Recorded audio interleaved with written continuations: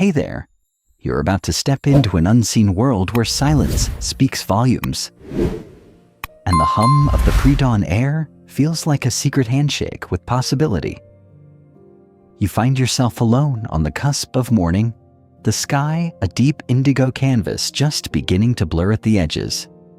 Your breath forms tiny clouds in the cool stillness, and for a moment, you remember that time itself seems to pause here. Reality check. It's 5 a.m. And yes, this does feel a little surreal. So, before you get comfy with your headphones, take a moment to like the podcast and subscribe, but only if it feels right. I'd also love to know where you're tuning in from and what time it is for you right now. Now, lean back, maybe dim your screen light, and let's drift into today's journey together. You awaken before the world stirs, your eyes open to velvet darkness, the soft glow of the bedroom clock reading 5 reads. In this moment, the air is a canvas, unspoiled, vast, and inviting. You rise quietly, mindful of creaking floorboards, as if you're sneaking into a story that hasn't been written yet. The kettle's gentle whistle becomes your morning anthem, each note promising clarity before the day's cacophony begins. You sip water first, a cool, pure, and feel your body exhale yesterday's fatigue. In these early hours, you tap into what some call the brain's golden window, but you know it's more than a catchy phrase. Research suggests that within 1 to 3 hours after waking, your prefrontal cortex, the command center for decision-making, runs in overdrive, primed for clarity, creativity, and problem-solving. Scholars still debate the exact timing and magnitude of these peaks. Yet every anecdote you've gathered from top performers whispers the same truth. This time is sacred. You move through your space with intention, each motion honed to a quiet ritual. Your shoes rest by the door, laces loosened and ready. Your journal lies open on the desk, pen poised above its blank page. There is no rush, only purpose. You're not here to conquer time. You're here to converse with it, gently steering the hours toward your vision. As you step outside, the world is hushed, no cars, no chatter, just the faint rustle of trees waking from their own slumber. The air tastes crisp. It feels like possibility itself pressing against your lungs. You inhale deeply and notice the soft rise of cortisol, your natural wake-up hormone, seeping into your bloodstream. Cortisol peaks within minutes of waking, and if you align with it rather than fight it, you harness a surge of alertness far cleaner than any caffeine jolt. You pause on your doorstep, letting natural light, just enough to coax your internal clock, filter through your eyelids. Melatonin, your sleep hormone, it dips, and you feel a soft electric buzz in your veins. This is not an accident. It's biology working in your favor. By greeting the day instead of hitting snooze, you synchronize your circadian rhythm, laying a foundation for consistent energy rather than erratic spikes and crashes. Walking back inside, you crumble into a chair and let your mind drift to yesterday's challenges. But instead of spiraling, you use this moment to plan. You recall the habit loop, cue, routine, reward, and recognize this very scene as your cue, the dawn's hush. Your routine unfolds, journal, movement, strategic planning. And the reward? The satisfaction of momentum. The gentle thrill of having steered the day before it even began.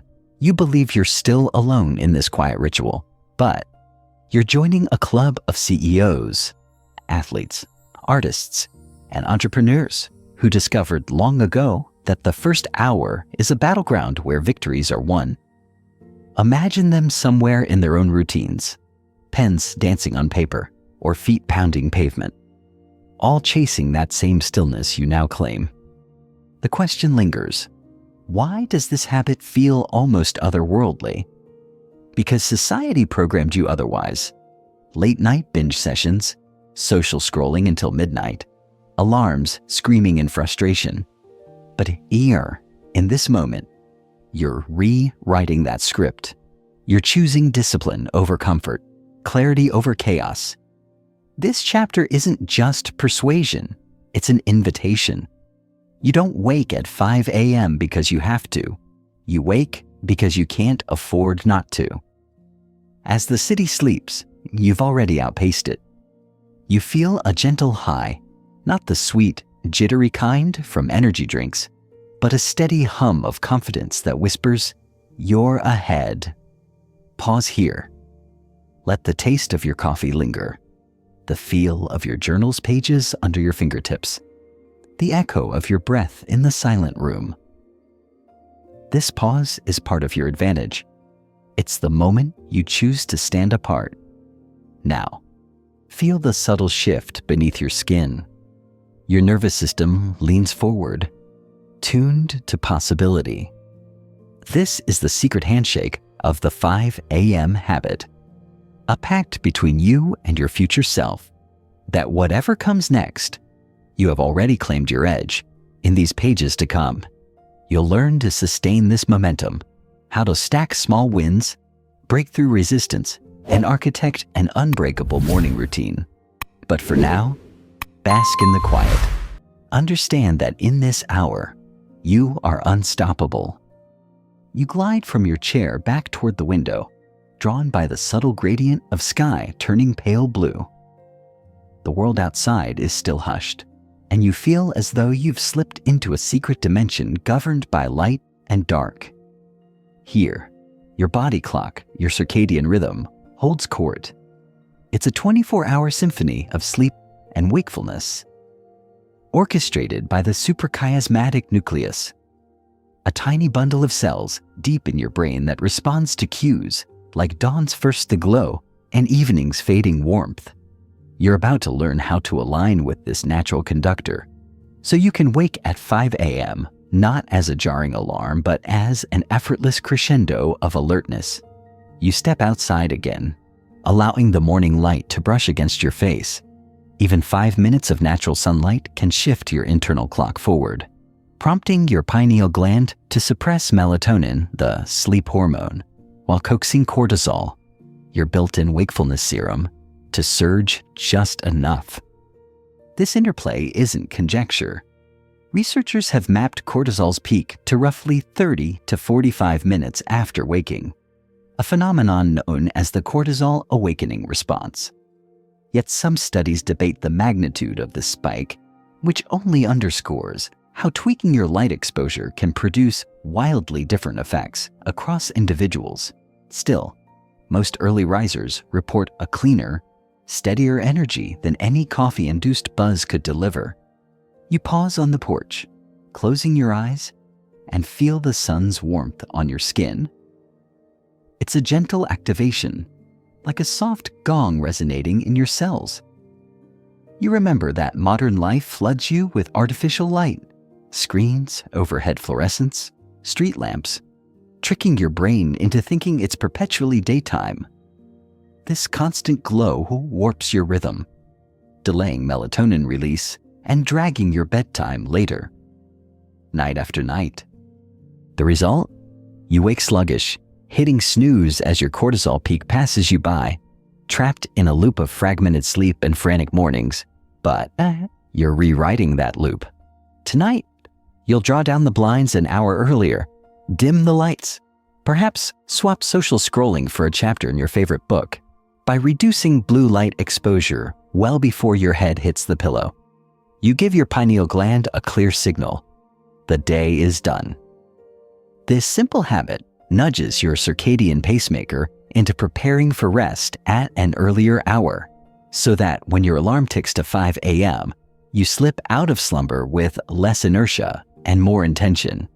You wander back inside and move toward the hallway, where a small lamp glows. Its soft amber light, engineered to minimize blue wavelengths, feels almost ceremonial. You switch off brighter bulbs and settle for this warm hue. Your phone? It's set to night mode. Or better yet, tucked into a drawer 20 feet away. You've created a twilight oasis, priming your biology to deliver deeper REM sleep, more restorative slow-wave cycles, and less midnight tossing and turning. In your mind's ear, you hear the tick of the evening clock, each second pulling you closer to bedtime. You remind yourself that optimal rest isn't always about clocking 8 hours. It's about completing full 90-minute sleep cycles. Waking at the end of a cycle, second after 7.5 or 9 hours, minimizes that groggy fog known as sleep inertia. Some experts argue that individual needs vary widely. Yet your experience tells you that experimenting with bedtime in 15-minute increments yields noticeable differences in morning clarity. Later, as you slip into bed, you feel the mattress cradle your form. You take a series of slow, diaphragmatic breaths, inhaling for a count of 4, holding for 4, exhaling for 6. This breathing technique isn't gimmicky. It activates your parasympathetic nervous system, lowers cortisol, and readies your mind for slumber. You catch yourself smiling, picturing tomorrow's sunrise. This mental rehearsal is more than positive thinking.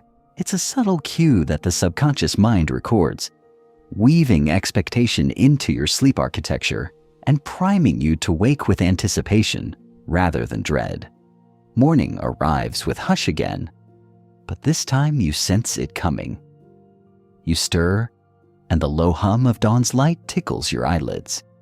You open your eyes to a faint glow, not jarring brightness. You sit up, feet on the floor without hesitation, because you know your body is ready. No battle, no internal debate. The circadian rhythm you've nurtured now leads you seamlessly from rest to wakefulness. You head straight for a window, taking in the pale wash of early light. Behind your eyes, the dimmer switch flips, alertness pulses, and you lean into action. You're no longer reacting to an alarm. You're responding to biology and alignment. You feel that familiar cortisol lift, but it's tempered by the absence of artificial stimulants. Your hydration protocol, one large gulp of water, further signals your body to metabolize energy, stimulating your digestive system and slashing residual drowsiness. Moving through your morning ritual, you perceive a clarity that is almost crystalline. Your neurons snap into formation, ready for deep work, a creative thinking, or strategic planning. You remember that study which found early risers exhibit greater proactive behaviors and self-control, but you also acknowledge the debate around causation versus correlation. Perhaps these individuals succeed not because they wake early, but because they already share traits like discipline and foresight.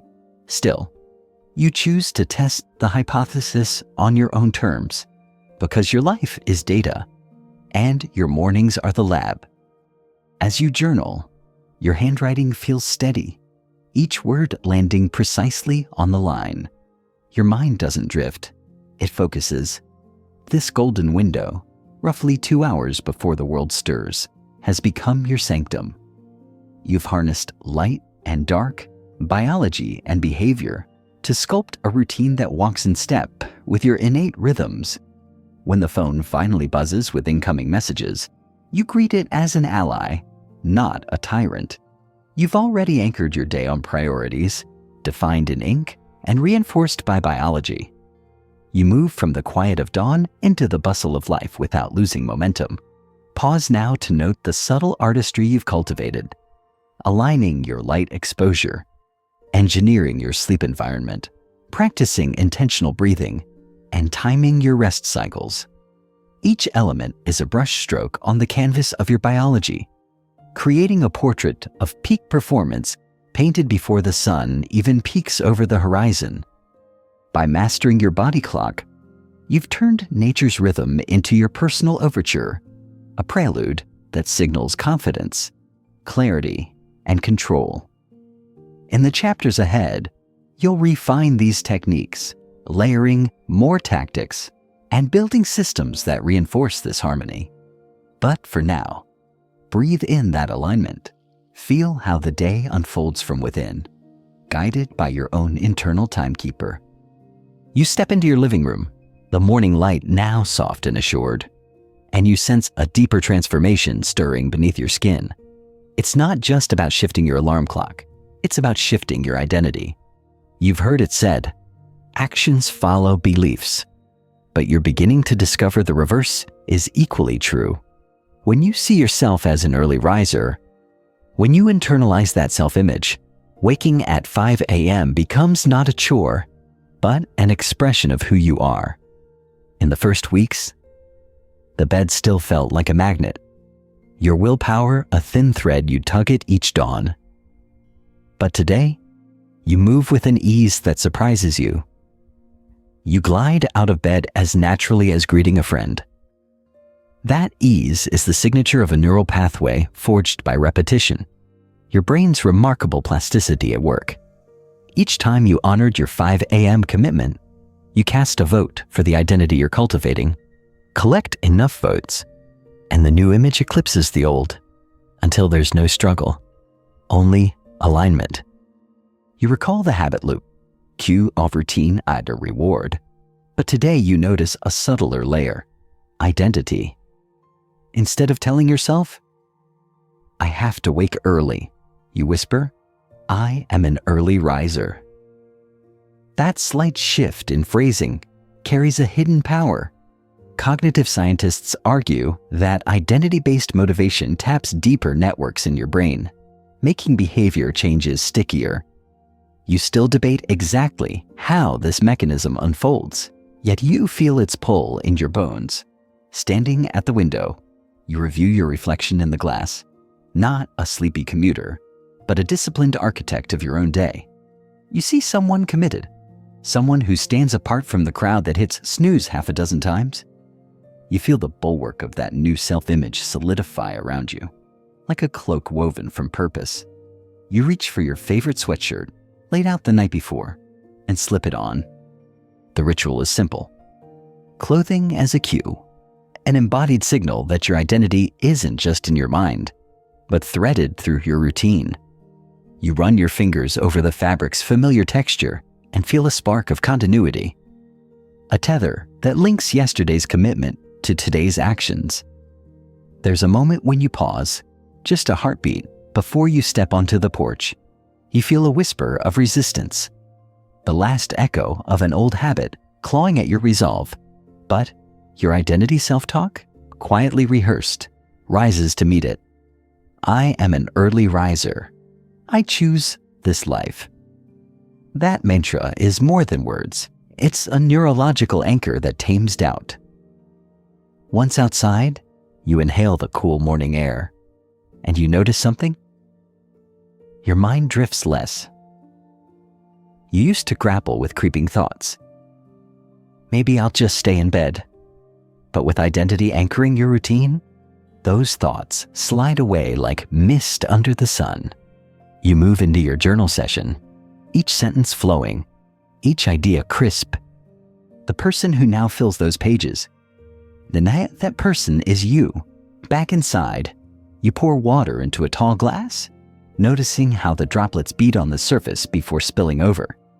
In that simple act, you reinforce your self-image. Hydrated self, energized self, intentional self. You drink deeply, savoring the clarity of purpose that pulses through your veins. You slide into a chair with your favorite pen. You write down 3 affirmations. I embody discipline. I thrive in stillness. I lead my day. These statements aren't empty slogans. They're cognitive tools. According to research, self-affirmation activates brain regions linked to self-integrity and goal-directed behavior. Though some scholars debate how long the effects last without consistent practice, you choose to test the durability yourself.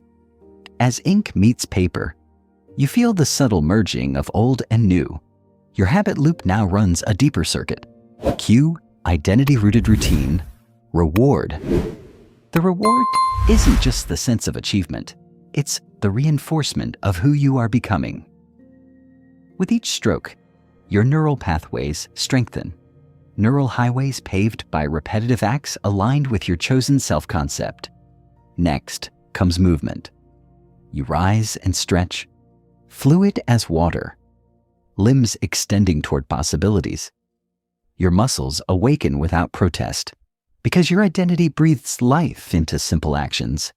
You jog in place, each step whispering, I am capable, I am committed, I am an early riser. Those affirmations aren't external commands, they're internal truths. You're endlessly refining. When your workout ends, you pause for a moment of reflection. That pause is no accident. It's part of the identity ritual. You visualize the day's key achievements, a project completed, a conversation led, a moment of creative insight. Visualization primes your mind to recognize opportunities and orchestrates your attention toward success. Neuroscience tells us that mental rehearsal engages many of the same circuits as physical performance, though the debate continues about how closely imagined practice translates to real-world gains. Still, you find the results compelling. You wrap up your notebook and review today's top 3 objectives, each bullet point underscored with a flourish. You're not merely planning tasks, you're curating experiences in alignment with who you are becoming. The early riser identity courses through every decision, shaping your priorities, tuning your focus. At the kitchen counter, you prepare a simple breakfast, steel-cut oats topped with berries. As the aroma rises, you consider the connection between identity and environment, just as you dressed for your new self. You fuel yourself with foods that reinforce your values, nutrient-dense, sustaining, unprocessed. Each bite is a statement. I care for my body. I honor my commitment to excellence. You carry your bowl to the table and sit in silence, spoon rising and falling. The world beyond your window remains muted, but inside, you're humming with purpose. You savor both the taste and the symbolism.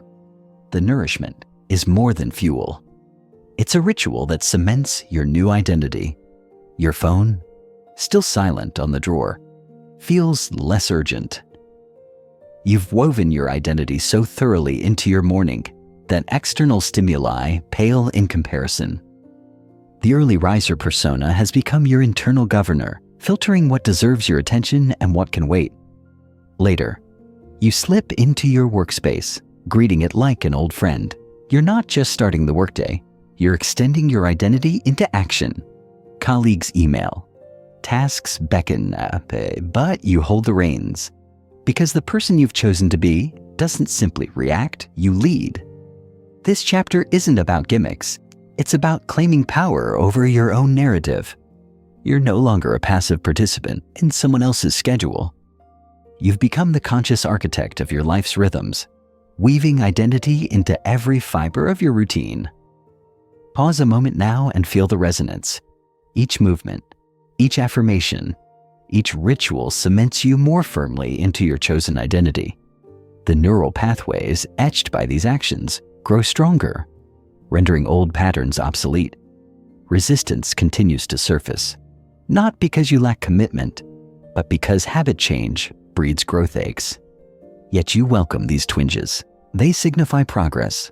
As you conclude this morning's sequence, you realize that identity shift isn't a one-time event. It's an ongoing dialogue between intention and action, a dance where each step informs the next.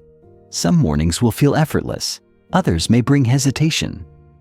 Both serve the process, sculpting your identity with nuance. Before the world fully awakens, you stand at your threshold once more.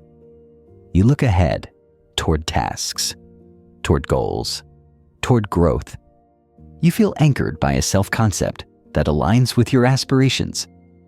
Here, in the quiet glow of sunrise, your identity is no longer a theory. It's a tangible force propelling you forward. In the chapters ahead, you'll learn to layer more tactics onto this foundation, to fortify your systems and sharpen your edge.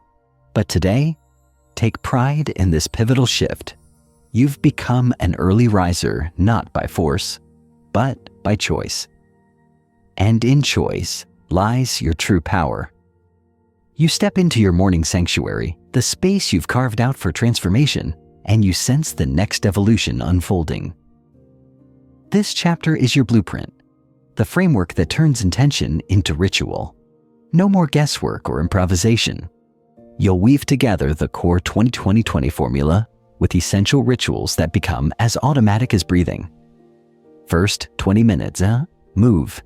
You're standing barefoot on the floor, toes spreading, muscles stretching.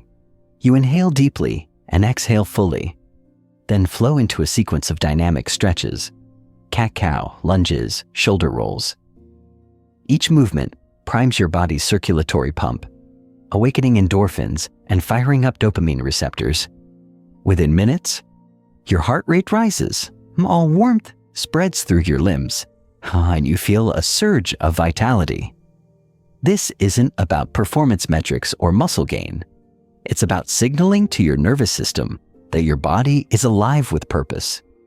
You close your eyes and sense the blood pulsing, the synapses lighting up.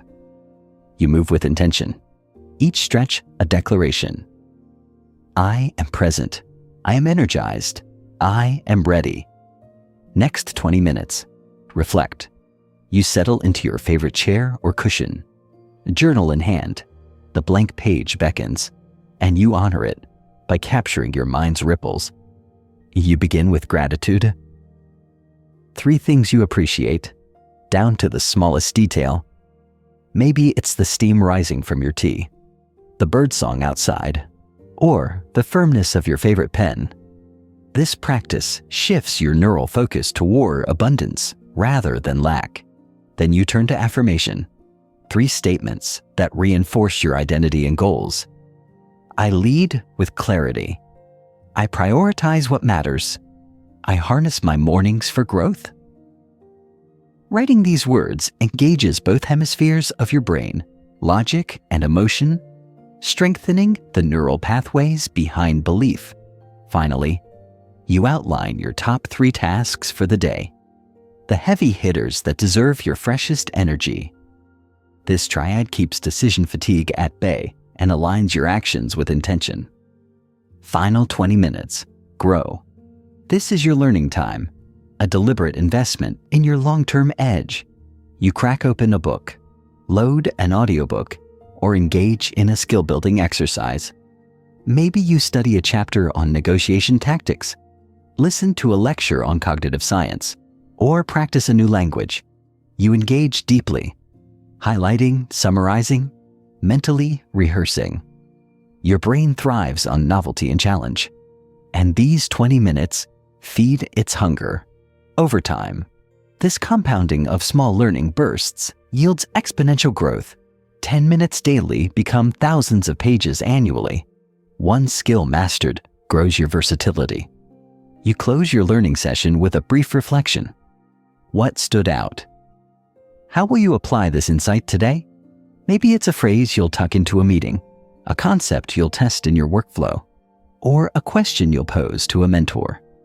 This pause cements the learning loop, engagement followed by reflection, laying the groundwork for real-world integration. As you move through each segment, you notice how seamlessly they flow. Movement primes reflection. Reflection clarifies growth. Growth fuels movement. This triad becomes your engine, propelling you forward with laser focus. No more drifting through mornings. Instead, each phase builds upon the last, forming a tower of momentum. To make it effortless, you've prepped the night before. Your workout mat is unrolled. Your journal and pen lie ready. Your learning materials are cued and waiting. You remove friction by designing every detail. Narrow doorways for your alarm clocks. Screens you silenced until the growth phase. Coffee brewing automatically. Environment and habit loop blend, cueing you into action without decision overload. You might question whether 20-minute intervals feel arbitrary. Some productivity experts advocate for shorter sprints or longer immersions. The key isn't perfection in timing, but consistency in practice. You've found a rhythm that honors both body and mind. A modular system you can adjust as needed. Perhaps 25 minutes of reflection on heavier introspection days, or a 15-minute movement burst when time is scarce. The framework is your foundation, but your experience will fine-tune it. Let's dive deeper into each segment's tactics. Movement tactics, dynamic warm-ups. Avoid static stretches that can dull the nervous system. Instead, flow from one movement to the next. Mindful breathing, sync breaths with motion. Inhale during expansion, exhale during contraction to amplify focus. Micro workouts, if space is limited, adopt body weight exercises, squats, push-ups, arm circles, and keep intensity high. Reflection tactics, gratitude specificity, avoid vague, I'm grateful for my family. Instead, pinpoint the laughter you shared last night or the warmth of a hug. Affirmation framing, phrase statements in present tense and positive language. I am carries more weight than I will. Objective triage, limit daily tasks to 3. James Clear's research highlights that fewer high-impact goals drive momentum, while long lists dilute focus. Growth tactics, active reading. Use the SQ3R method, survey, question, read, recite, review to deepen comprehension. Microlearning, leverage podcasts, flashcards, or short videos that fit your attention span and complement your goals. Application prompt, end each session by identifying one actionable step you'll take before noon. You may encounter resistance in one segment more than another. Perhaps movement feels invigorating, but reflection wanes. Alternatively, your mind may race during reflection, craving distraction. Identify the weak link and apply specific hacks. Pair reflection with light movement. Change your journal's location, or experiment with audio prompts instead of writing. Throughout the day, you'll notice the blueprint's ripple effects. After movement, you walk with better posture and mental clarity. After reflection, decisions feel aligned with purpose. After growth, you approach tasks with new insights and curiosity. This compound impact sustains your momentum beyond the morning or midday. When fatigue snips at your heels, you can return to a mini version of the blueprint. 5 minutes of brisk movement, 2 minutes of mindful breathing, 3 minutes of flashcard review. To extend your morning's potency, these micro routines plug into your nervous system like quick resets, recharging your energy and focus. You might wonder, does this blueprint scale? What if your schedule demands travel or you face an urgent deadline? The answer lies in modularity. The core principle is segmentation, body, mind reflection, mind growth, folded into manageable intervals. You can compress, expand, or relocate the segments while preserving their essence. On a travel day, you might reflect during a taxi ride and grow while waiting for coffee. The flow endures.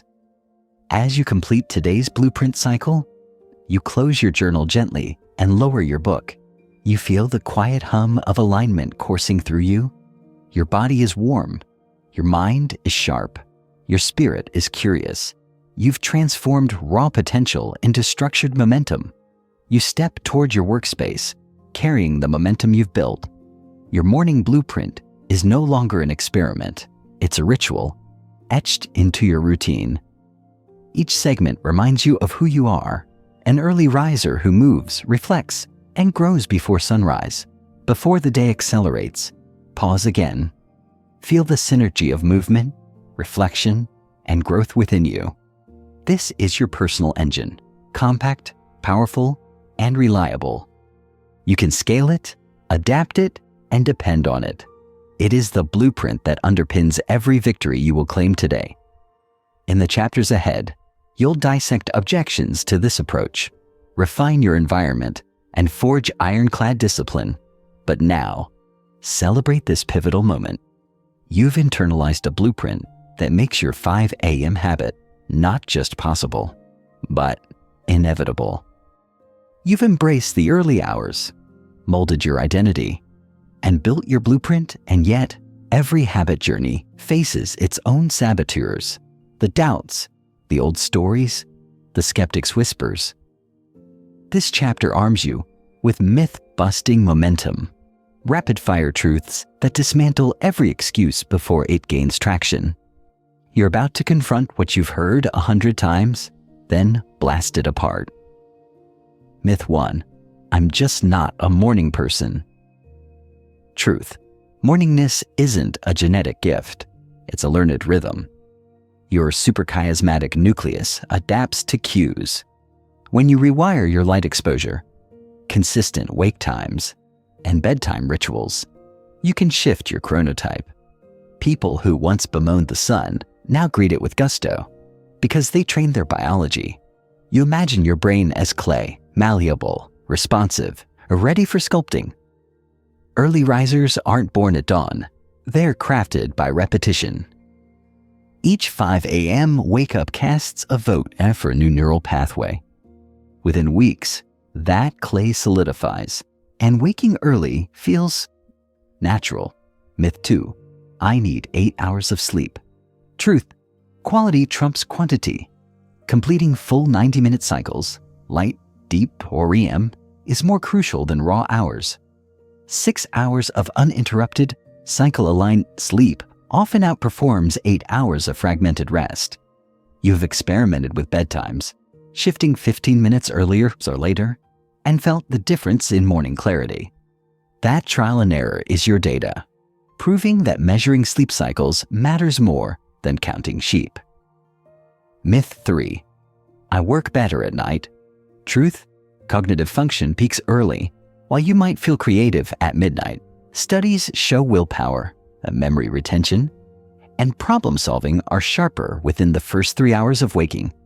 Yes, your brain can produce sparks after dark, but it's racing uphill against fatigue.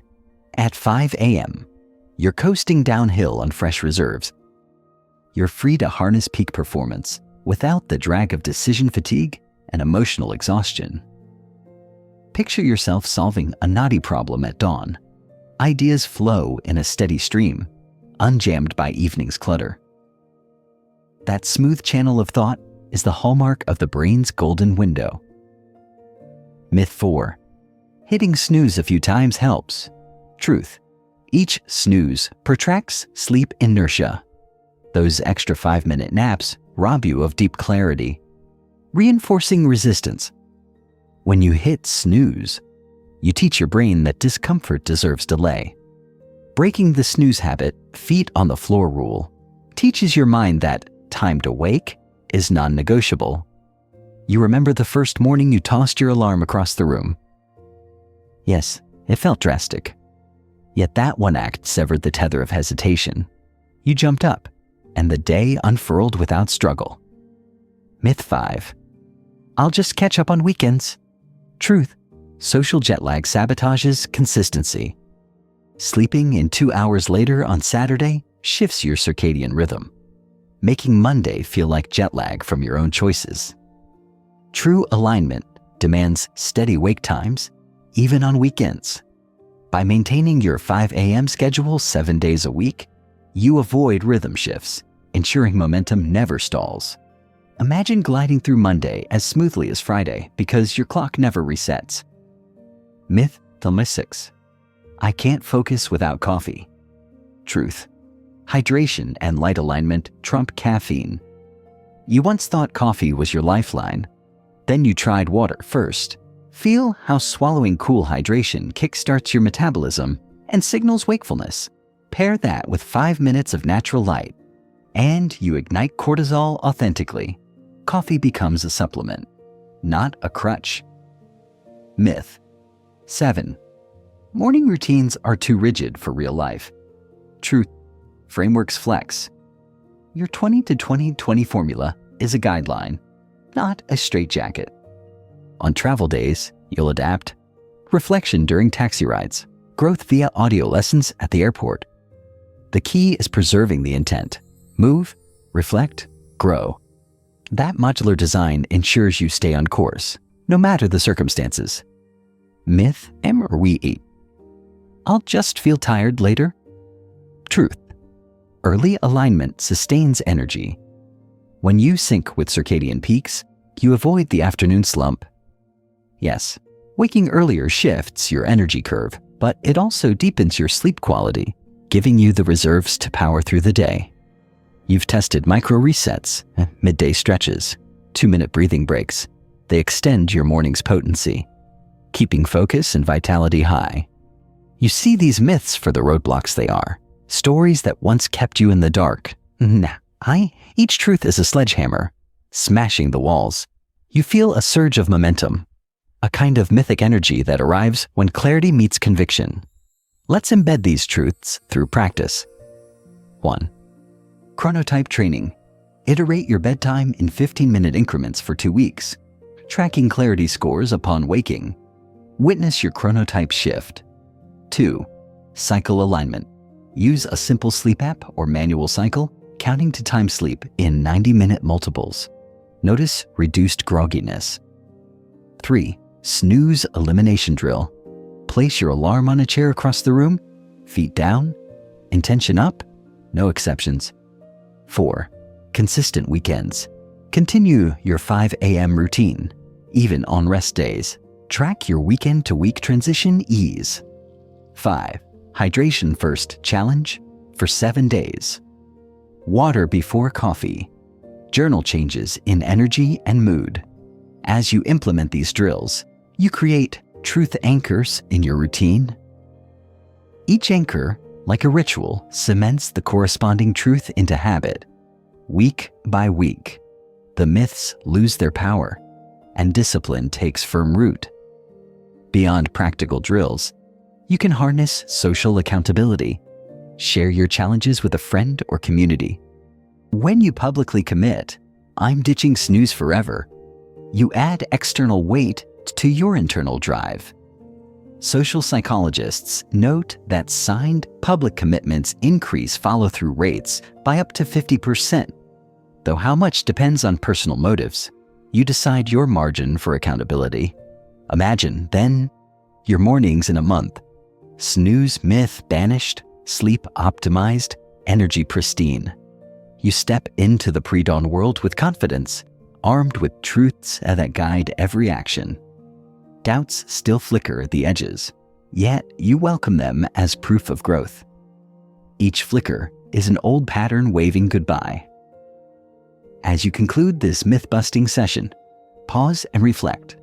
Which myth haunted you most? Which truth feels hardest to test? Choose one to focus on tomorrow. Turn one truth drill into your morning's first mission. Your momentum is now myth-resistant. You've retooled your biology, mindset, and environment. The path ahead is smoother because you've cleared away the debris of outdated beliefs.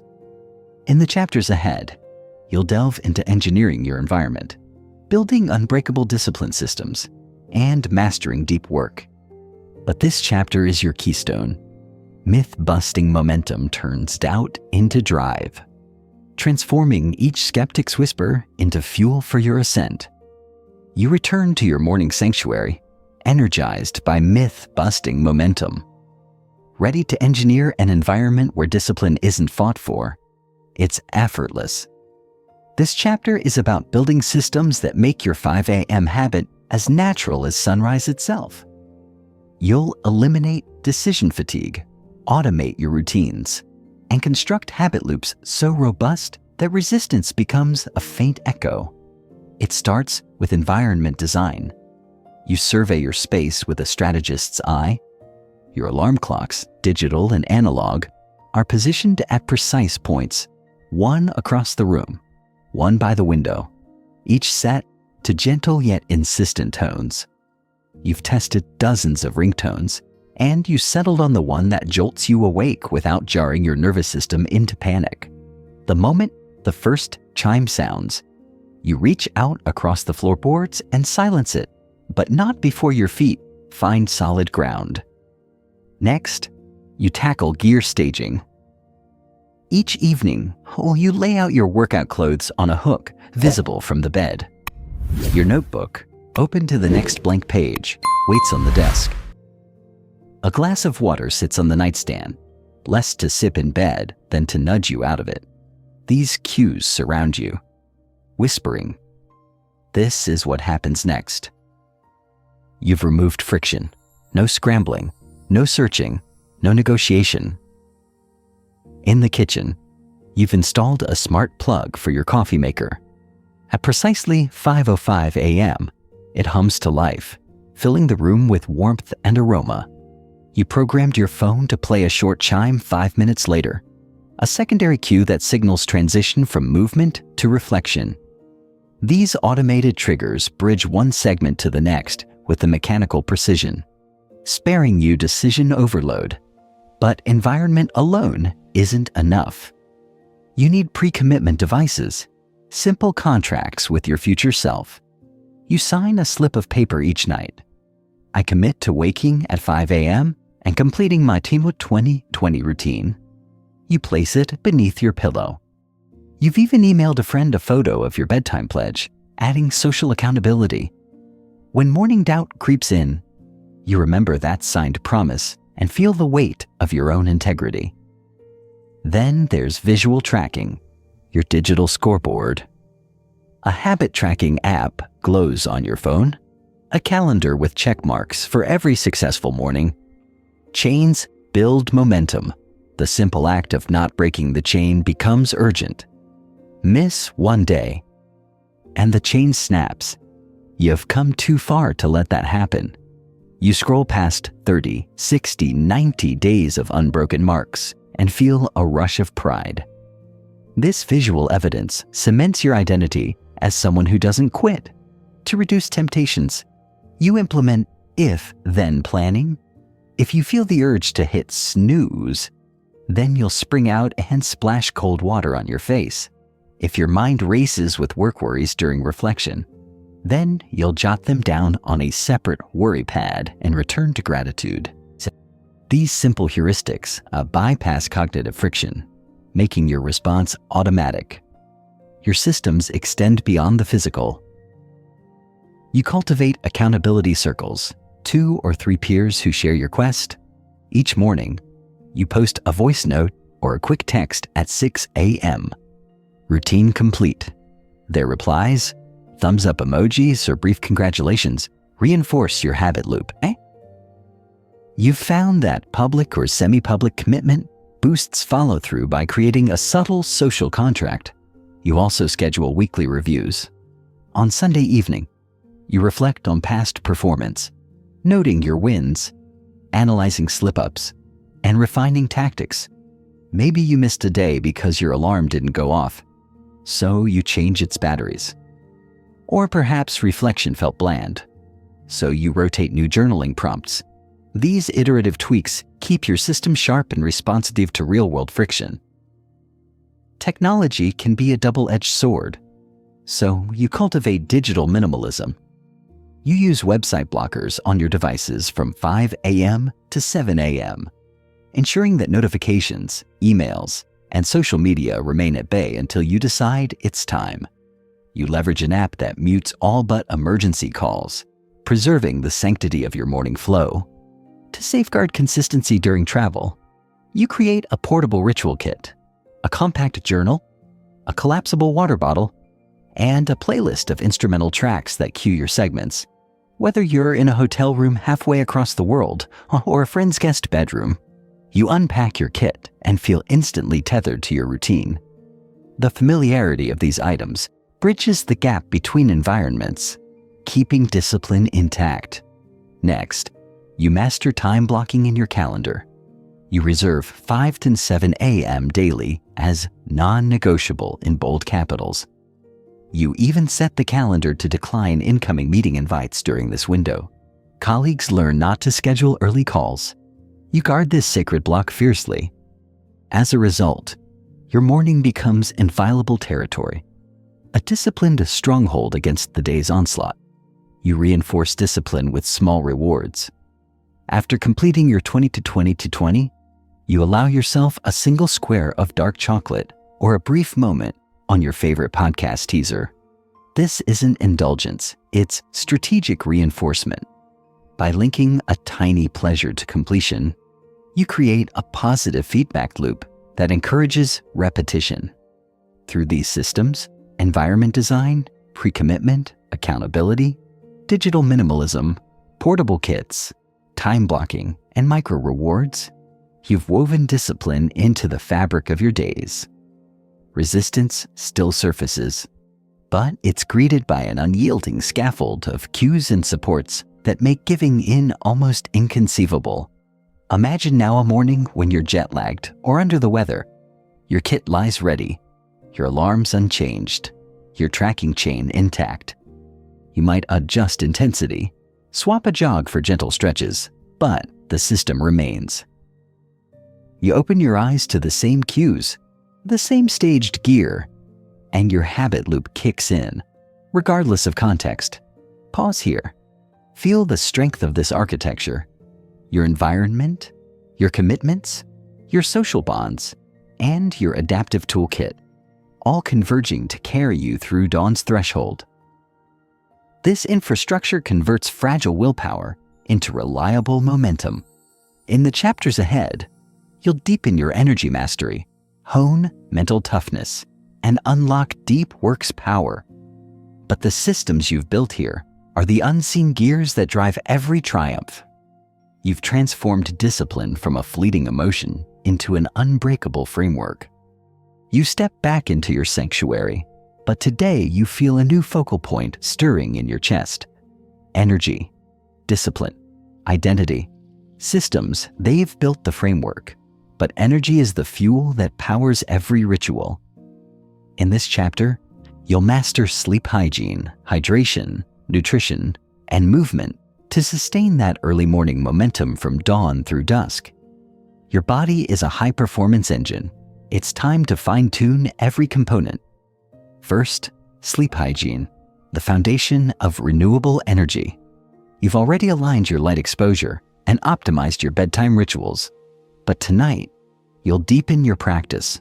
As evening descends, you begin a digital twilight. 1 hour before lights out, all screens go dark. You switch to analog activities, reading a paperback, stretching gently, or sketching ideas on paper. This downshift signals your nervous system that rest is imminent. You dim overhead lights and replace them with a single amber bulb. Its soft glow feels warm on your skin, coaxing melatonin release. You avoid caffeine after noon. Its half-life lingers long enough to fragment deep sleep. Instead, you sip herbal tea or warm water with lemon, hydrating without stimulant side effects. Bedtime arrives, and you slip beneath cool cotton sheets. You've set your thermostat to 66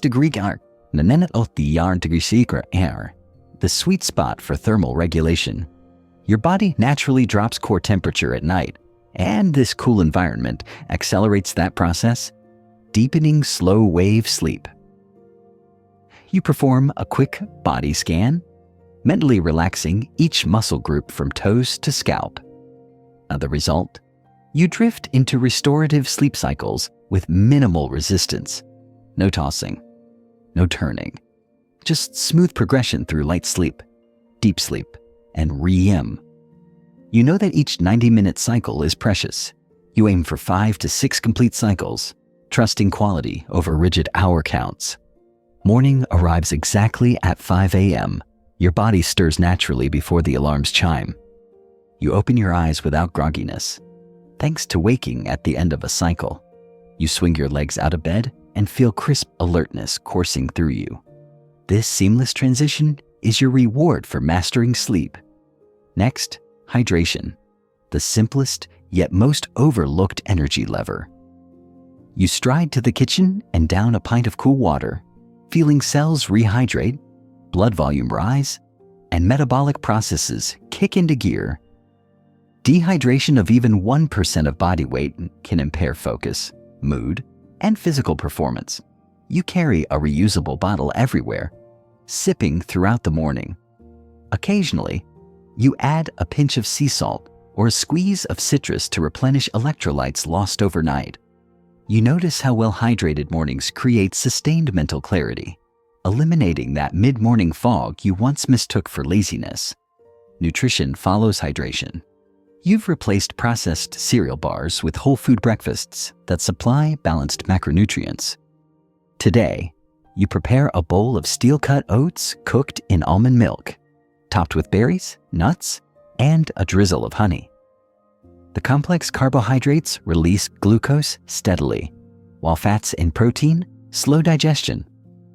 This synergy prevents blood sugar spikes and crashes, keeping your energy curve smooth. You consider adding a scoop of collagen powder or a spoonful of nut butter for extra amino acids, supporting cognitive function and muscle recovery. You also incorporate adaptogenic herbs like ashwagandha or rhodiola in your morning smoothie to modulate stress hormones and balance cortisol throughout the day. As you eat, you reflect on the role of micronutrients. B vitamins, magnesium, and omega-3s are critical for neurotransmitter synthesis and cellular energy production. You've stocked your pantry with chia seeds, leafy greens, and wild-caught salmon fillets to ensure a steady supply. Occasionally, you supplement with a high-quality multivitamin or specific nutrients if you sense a deficiency, always testing and tracking to avoid nutrient overload. With breakfast complete, you shift into movement, micro-workouts that amplify circulation and oxygen delivery. You begin with 3 minutes of dynamic mobility, hip circles, shoulder rolls, and ankle pumps. Your joints crack softly, releasing tension. Then you escalate into a brief high-intensity circuit. 30 seconds of jumping jacks, 30 seconds of air squats, and 30 seconds of high knees. You repeat twice, feeling your heart rate rise and endorphins release. This isn't a gym session. It's a wake-up call for your entire system. Blood surges through your brain, sharpening neural connections and amplifying dopamine, the neurotransmitter of motivation. After the circuit, you pause for 5 deep breaths. Inhale for 4 seconds. Hold for 2. Exhale for 6. You feel parasympathetic activation, a calm undercurrent balancing your sympathetic surge. This duality, activation followed by centering, creates a resilient energy state, ready for sustained focus. Mid-morning, as your first major work block begins, you integrate energy microbreaks. Every 90 minutes, you stand, walk 5 steps, and stretch for 2 minutes. You hydrate again, water or a herbal tea, and perform a short breathing exercise. These microbreaks respect your ultradian rhythm, preventing burnout and preserving deep work capacity. You avoid multitasking during these breaks. Instead, you disconnect fully, allowing your mind to reset before the next session. By noon, you've maintained steady momentum. You snack on mixed nuts and an apple, fueling your next cycle without dumping refined sugar into your bloodstream. You notice how this disciplined fueling eliminates that desperate mid-afternoon slump you once countered with caffeine. Instead, you glide through tasks, creativity intact. Let's delve into your personalized energy toolkit. Natural 1, Sleep Environment Kit. Blackout curtains, white noise machine with gentle rain or forest sounds, cooling pillow, Matu, hydration station, large glass bottle, electrolyte powder packets, habit reminder app that nudges you hourly. 3, nutrient prep zone, pre-portioned smoothie ingredients in the freezer, overnight oats in mason jars, a menu planner to prevent decision fatigue. An hour, movement corner, yoga mat roll, resistance band, timer for micro workouts, and each kit element serves as a cue. No mental gymnastics required. You simply execute. You might question whether these tactics demand too much preparation. The answer lies in automation. You meal prep on weekends, batch cook grains, chop vegetables, freeze smoothie packs. You set calendar blocks for hydration reminders and micro breaks. You track your sleep and diet in a simple spreadsheet or app, noticing patterns and adjusting as needed. Over weeks, these setups become second nature. On days of travel or high workload, you adapt. In a hotel room, you splay your kit on any flat surface, water bottle, towel for stretches, headphones for a quick meditation. You perform your circuit using body weight only. Your nutrition shifts to portable options, protein bars made from whole ingredients, bagged salad kits, single-serve nut packs. You align with local time quickly by enforcing your schedule, refusing the temptation to adapt to others' rhythms. Energy mastery is not about rigid perfection. It's about consistent calibration. You monitor your subjective energy levels in the daily journal, rating mornings, mid-afternoons, evenings. You correlate spikes and dips with behaviors, bedtime routines, meals, stress levels. Over time, you identify your sweet spots and vulnerabilities.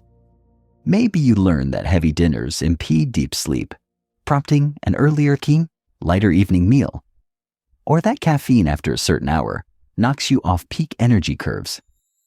You tweak, you refine, you optimize. By early evening, you're still riding a gentle wave of productivity. You resist the urge for a late-night binge on Netflix because you know it will sabotage tomorrow's launch.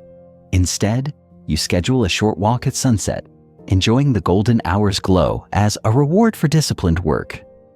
You feel gratitude for your body's resilience, for the clarity that carried you through the day, for the energy habits that transformed struggle into flow.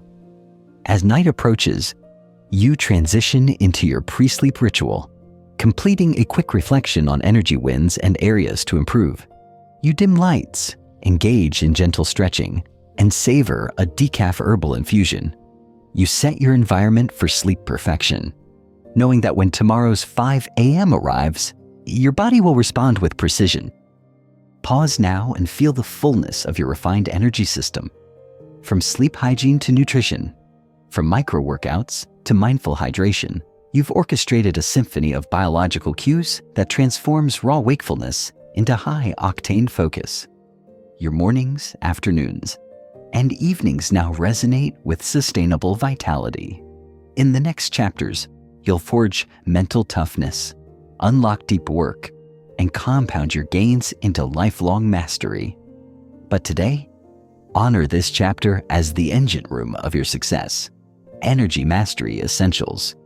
You are no longer subject to fatigue's whims. You command your own vitality. You stand at the threshold of true mental resilience, the forge where willpower is tempered into unwavering discipline. Energy and habit systems have fueled your ascent so far, but now you face deliberate discomfort. In this chapter, you'll cultivate mental toughness through voluntary challenges, pre-commitments, and mindset reframes that transform resistance into your most reliable ally. First, you embrace voluntary discomfort. You step into a cold shower. The water's bite searing across your skin. Your initial gasp gives way to steady breathing. Inhale for 4. Hold. Exhale for 6. Each second under that chill strengthens neural circuits tied to stress resilience. You're learning that you can endure momentary pain for long-term gains. Top performers, from Navy SEALs to elite athletes, use cold exposure to train both body and mind, though scholars debate exactly how much is optimal. You decide your threshold, start at 30 seconds, then extend by 10-second increments each week. That growing tolerance becomes proof that you can face discomfort and emerge stronger. Next, you tackle mental contracts. Each evening, you write a non-negotiable for tomorrow, something you'll do regardless of mood or circumstance. It might be complete my 20 routine, or write all 500 words. You seal that note in an envelope and sign across the flap, a ritualistic promise to your future self.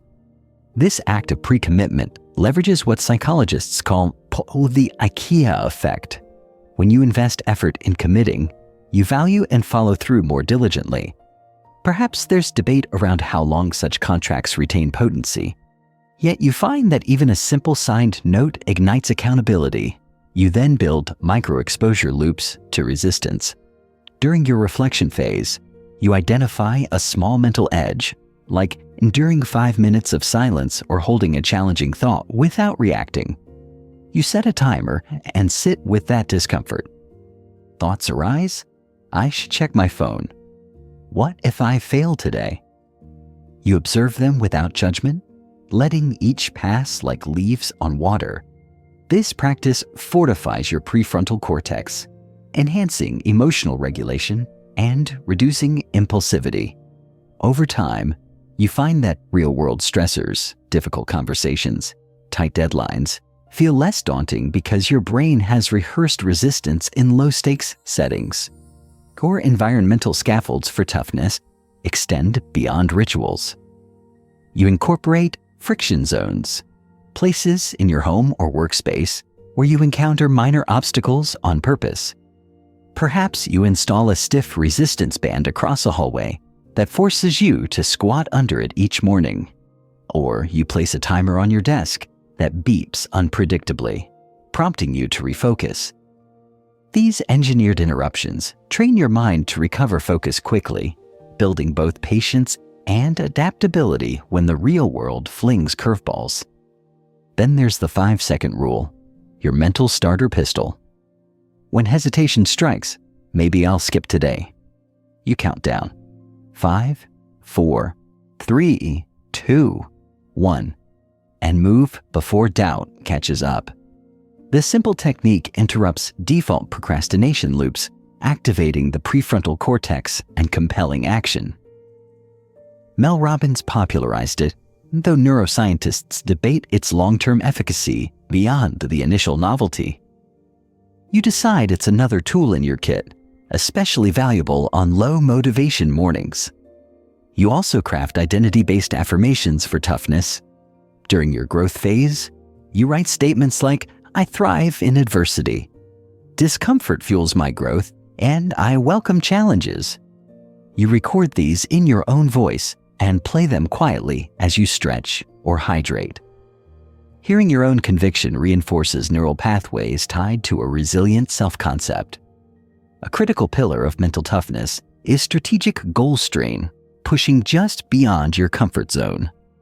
In your learning segment, you choose material that's 20% above your current skill level, a new language lesson with unfamiliar grammar, a technical article that challenges your understanding, or a physical move you've never tried. This calibrated stretch triggers neural growth without overwhelming you. You journal the discomfort and what you learned, anchoring progress through reflection. Accountability intensifies your resilience. You share your toughest commitments with your circle. I'll do a 2-minute cold shower at 6:20 a.m. every day this week. They check in daily, and knowing they're watching catalyzes follow-through. Social psychology research suggests that public commitments significantly boost adherence, though precisely how much varies by individual motivation. You tap into that external energy, fusing it with your internal drive. You track setbacks not as failures, but as data. On your habit app, you mark your challenge incomplete with a note. Overslept due to late meeting. As key, then you plan a recovery strategy, adjust your evening wind down, or set a backup alarm. This iterative problem-solving reframes slip-ups as opportunities to refine systems, eliminating shame and cultivating a growth mindset. You then launch mini-retreat challenges, single mornings where you intensify everything, a 10-minute cold plunge, a 30-minute high-intensity workout, extended meditation, plus a technical deep work sprint. These stress tests reveal weak points in your mental armor and guide targeted improvements. Post-challenge, you recover with extra rest, nourishing foods, and reflection to integrate lessons learned. Over time, these trials expand your capacity for sustained focus and resilience. Finally, you solidify your toughness ecosystem through ritual. You close each morning session with 3 deep breaths and a victory mantra. I am indomitable. You feel the solidity of that statement in your chest. This ritual is the final seal, a moment where intention becomes embodied belief. Pause here. Feel the pulse of your mental resilience rising. You've harnessed discomfort, engineered friction, pre-committed your future self, and practiced strategic stretching. Your mind is no longer a fragile vessel of fleeting willpower. It is a fortress, honed by challenge, ready to welcome adversity as a catalyst for growth. In the chapters ahead, you'll channel this toughness into deep work, compound growth, and long-term consistency. But today, honor this daily workout for your mind, the mental Toughness Forge. You settle into your workspace with the quiet confidence of someone who has mastered sunrise rituals. Yet today, you're chasing a deeper prize, the art of deep work and laser focus. In a world designed to fragment your attention, this chapter is your blueprint for reclaiming it. You'll learn to craft rituals, shield your mind from distraction, and slip seamlessly into states of flow that yield your highest value output. First, you define your deep work purpose. You open your journal and write, "Today's deep work. Solve client architecture challenge." You attach clear, measurable criteria.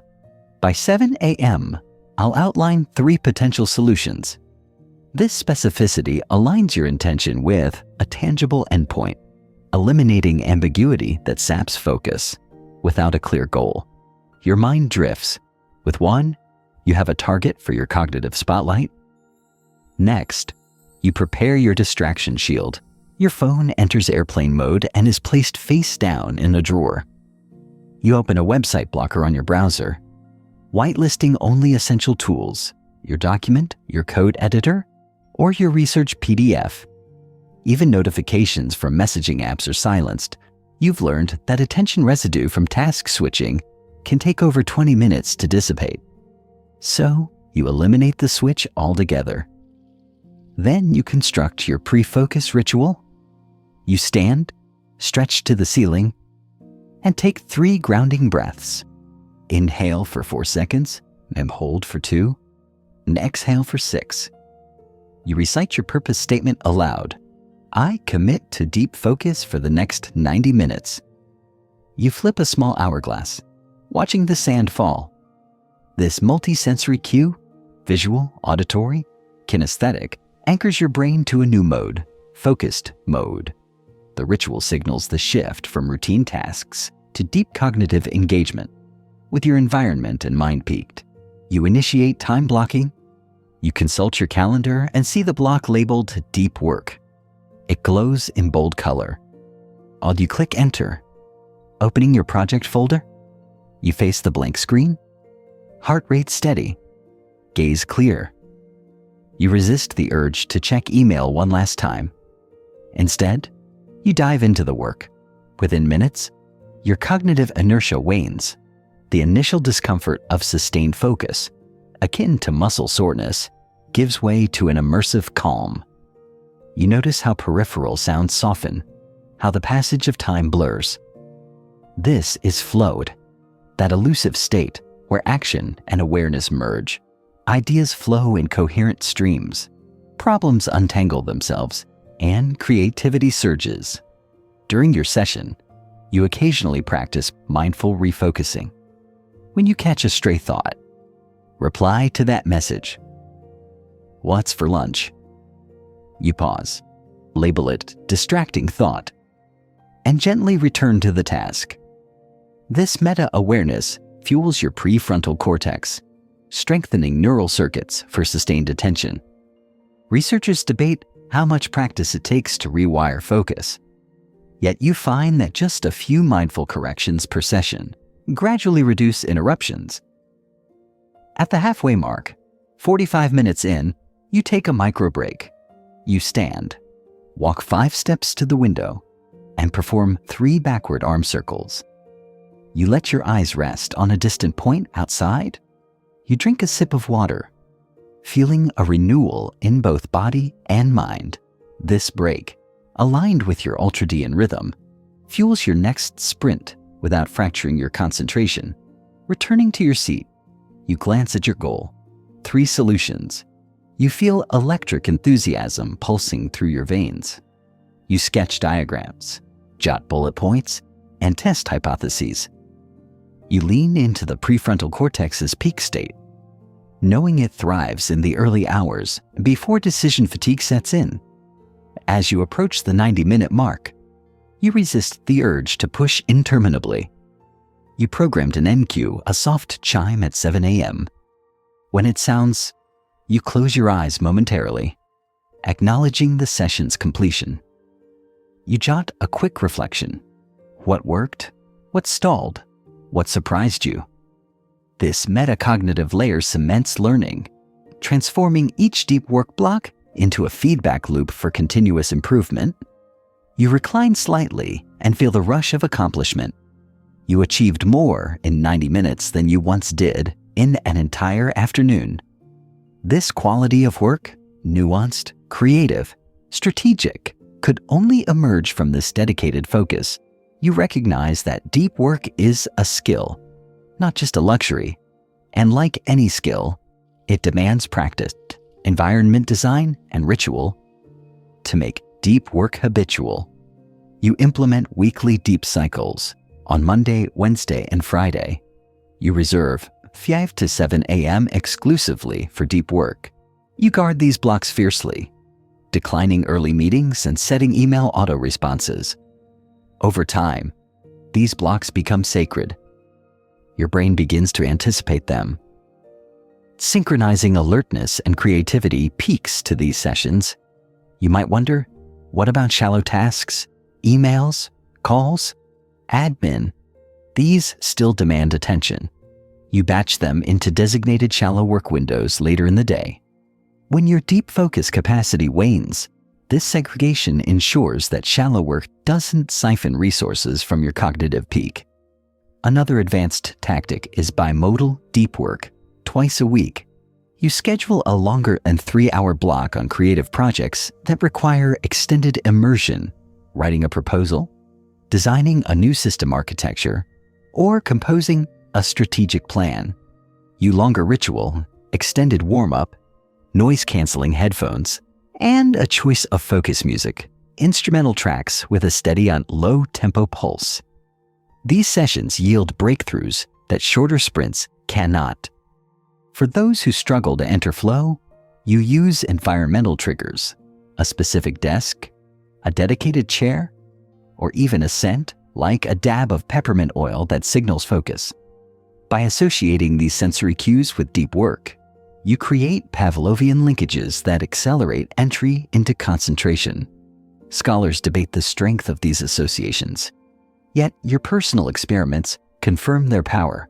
Step into the zone, and your mind locks on. As your deep work block closes, you sip a calming herbal tea to transition into shallower tasks. You feel the difference in cognitive load. Your mind is charged, components firing on all cylinders, and yet you're ready to handle lighter responsibilities with poise. Pause here and reflect on this mastery. You've delineated deep and shallow work, designed rituals for focus, eliminated distractions, and practiced mindful returns. You've woven flow states into your morning fabric. This is not a one-off. It's a replicable system that can be refined and scaled.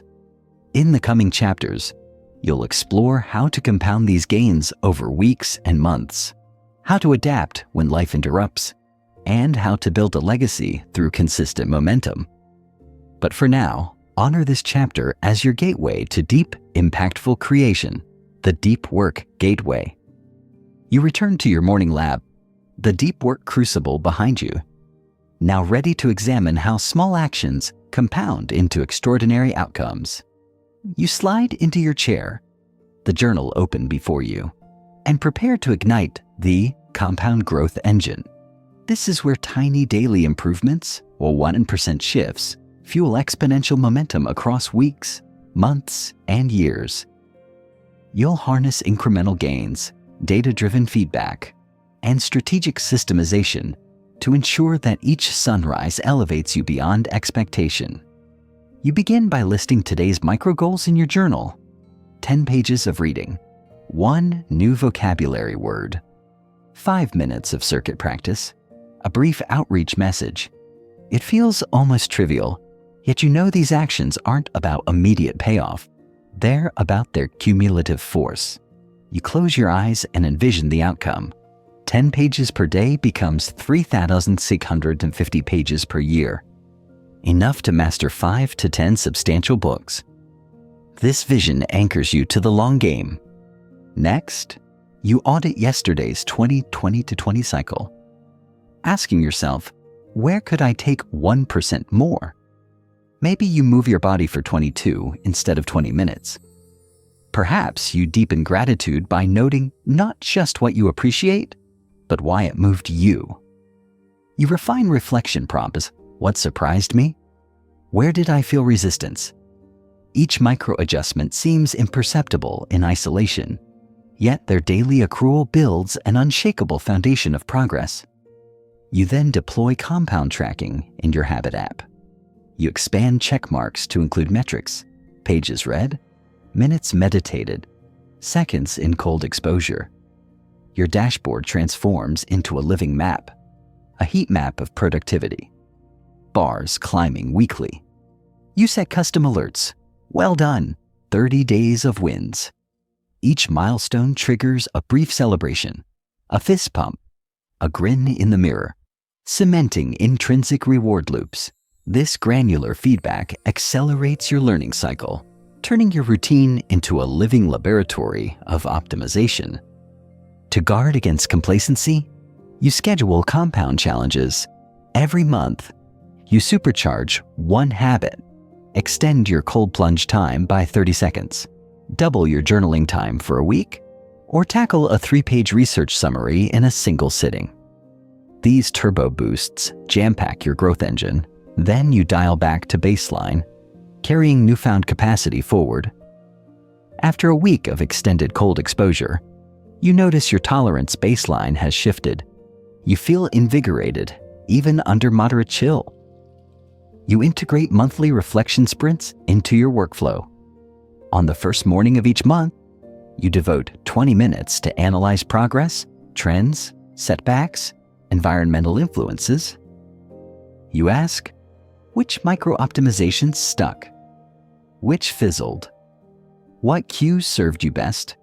You refine your compound blueprint, pruning habits that didn't move the needle, and reinvesting energy into high-leverage actions. This regular audit keeps growth organic, adaptive, and deeply personal. Accountability magnifies compound gains. You form a compound pact with a peer, a shared commitment to incremental improvement. Each Sunday, you exchange brief reports, pages read, micro workouts completed, new skills attempted. You celebrate each other's 1% gains, and when one of you stumbles, the other offers encouragement and troubleshooting ideas. This social compound effect multiplies motivation, making each micro step a collaboratively owned victory. To prevent complexity from derailing you, you practice compound simplification.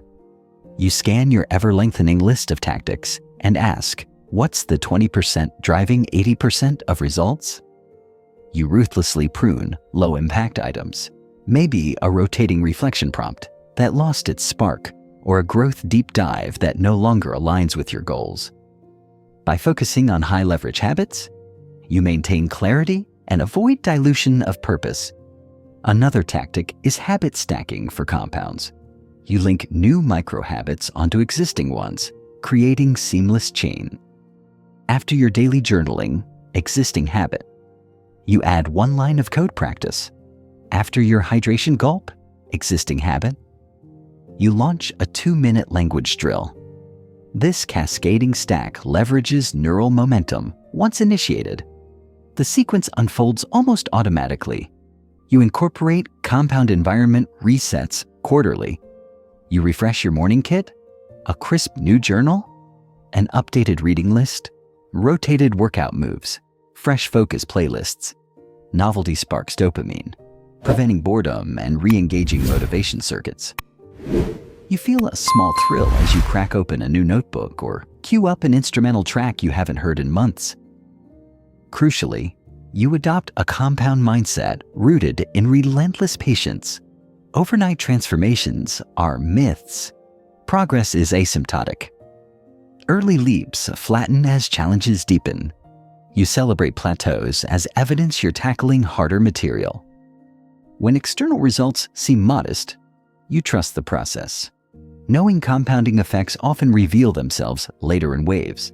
A promotion earned, a breakthrough project completed, a personal record shattered. You then weave in compound rest cycles. Once per quarter, you schedule a reset week, scaling back activities, resting deeply, absorbing insights. During this week, you journal reflections, what the past quarter taught you, which habits need more focus, what you'll abandon. This restorative pause replenishes reserves and primes you for the next growth cycle. To illustrate compounding's power, you recall your first month of habit tracking. 10 micro-optimizations then felt like minutia. Now they've sparked major routines, and you're riding a positive feedback loop that feeds on itself. You realize the compound effect isn't about chasing perfection. It's about steadfast consistency and strategic adaptation. Pause here. Feel the momentum coalesce. Each micro-action, each data point, each peer check-in compounds into an unstoppable wave of growth. You're no longer at the mercy of plateaus or short-lived bursts. Your progress is an organic, ever-growing force. Looking ahead, life will throw curveballs, travel, deadlines, illness. Your compound blueprint is flexible. You might compress your microtasks into smaller windows or adapt environment cues to new settings. The core principle remains. Tiny, consistent improvements stack into massive gains. In the next chapters, you'll learn to adapt when life interrupts, forge a legacy through community impact, and anchor this compounding engine into lifelong transformation. But today, honor this chapter as your compound growth engine, a replicable system that turns small seeds of effort into towering forests of achievement. You rise before dawn, the compound engine humming within, yet you know the path of progress winds through unexpected terrain, setbacks, curveballs, and life's inevitable disruptions. This chapter arms you with the adaptive resilience framework, a flexible architecture that lets you bend without breaking, pivot without losing momentum, and stay anchored to your 5 a.m. habit even when the world tries to pull you off course. You begin with contextual mindfulness. As you sip your morning water, you pause to scan your inner landscape. How rested you feel? What emotions ripple beneath the surface? And which obligations press on your calendar today? You note these factors in your journal: travel day, a family event, tight deadline, and assign each a resilience rating from 1 to 5. This simple practice primes your mind to adapt. You're not denying life's variables, you're mapping them, so your routine can flex rather than fracture. Next, you implement core and flex scheduling. Your 5 and 7 a.m. block remains sacrosanct, core time devoted to move, reflect, and grow. Beyond 7 a.m., you allow for flex. Meetings may shift, workouts may shorten, deep work may compress. On travel days, you might move core time to 6 to 8 a.m. local time, preserving its uninterrupted nature. By distinguishing between core and flex, you safeguard your habit's heart while accommodating life's ebb and flow. You then deploy resilience triggers, pre-planned if-then responses for common disruptions.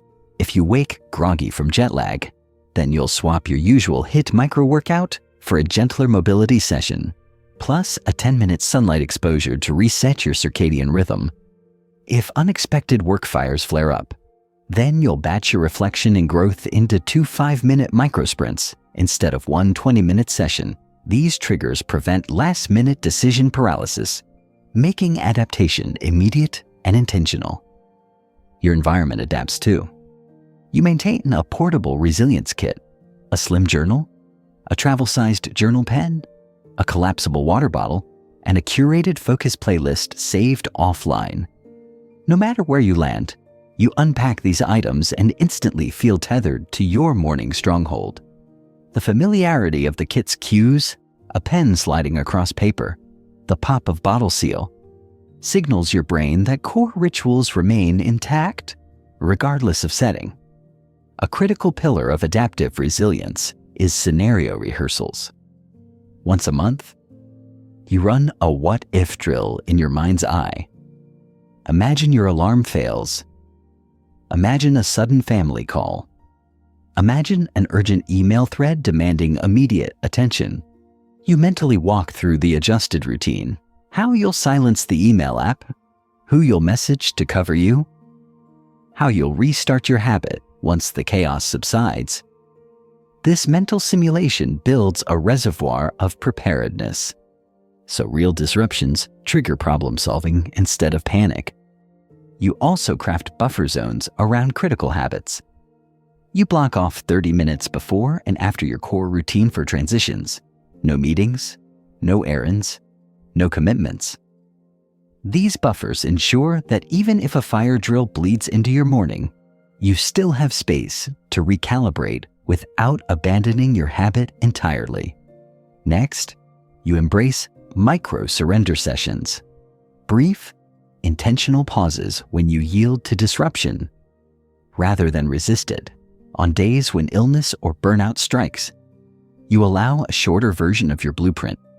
5 minutes of gentle movement in bed, 2 minutes of reflective breathing, and a single idea jotted for growth. Then you rest.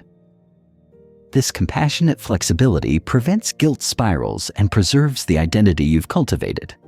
You're still an early riser. You're just practicing adaptive resilience today. Accountability remains foundational. You share your resilience triggers with your accountability circle. If I'm traveling, I'll send my morning note at local 6A. Their role shifts from cheerleaders to adaptive coaches, helping you brainstorm solutions when you face novel challenges. You schedule a brief check-in each week to review disruptions and the effectiveness of your responses, refining your triggers with real-world data. You layer in data-driven adjustments. You record disruptions in your habit tracker with tags: sick, travel, deadline. At each weekly review, you filter for patterns. Perhaps Mondays are routinely hectic with family commitments. In response, you adjust Monday's core block to 7:30 a.m., shaving 15 minutes off growth and extending movement to regain clarity. By iterating this feedback loop, your system evolves organically alongside your life. To anticipate more profound shifts, job changes, parenthood, or relocations, you plan quarterly resilience audits. At the end of each quarter, you visit your core and flex model, your resilience triggers, and your scenario rehearsals. You ask, which life changes demand a new approach? Do you need a second portable kit item, a compact foam roller or meditation cushion? Should you renegotiate core time with your partner or team? These audits ensure your framework scales with your growing ambitions. Another advanced tactic is the bounce back ritual. When you miss a morning, or even a week, you execute a simple sequence: 3 deep breaths, a 1-minute gratitude reflection for lessons learned, and a gentle 3-minute stretch. This ritual isn't about blame, it's about re-entry. It signals to your brain that the habit remains non-negotiable, and you reclaim momentum without shame. You reinforce resilience with micro-goal realignment on disrupted days. You adjust your daily objectives, perhaps switching from 3 major tasks to 1 deep win, ensuring that your core focus isn't diluted. This practice keeps your action loop intact, even if external demands fluctuate wildly. In your journal, you note how these adaptive strategies haven't weakened your habit, they've fortified it. Each setback becomes an opportunity to refine your architecture. Each disruption tests and validates your resilience. You no longer view life's unpredictability as an enemy of discipline, but as essential terrain that hones your systems into something unbreakable. Pause now and feel the strength of this resilient framework. Mindfulness, core and flex scheduling, resilience triggers, scenario rehearsals, buffer zones, micro-surrender sessions, and strategic audits. Together, they craft an environment where you not only survive disruption, you thrive in its wake. In the final chapters, you'll weave this resilience into community impact, legacy building, and a gentle wind down that cements your lifelong transformation. But today, honor this chapter as the adaptive resilience framework, the art of bending with life's challenges without losing your dawn-born momentum. You awaken once more before dawn, the rhythmic pulse of your 5 a.m. habit now woven into the fabric of your identity, and you sense its influence extending far beyond your personal routines. This chapter is about building your legacy of consistency, embedding the early riser ethos into community, mentorship, and culture so that your discipline radiates outward, inspiring others to rise alongside you. You begin your morning with the familiar cadence: water, movement, reflection, growth. But today you add a new element, a mental invocation of the ripple effect. As you stretch, you picture the colleague who struggles with deadlines, the friend who yearns for more clarity, the younger version of yourself still tied to the snooze button. You whisper internally, "May my consistency light the path for others." This simple act of intentionality shifts your focus from self-improvement to collective impact. Next, you prepare your community pledge.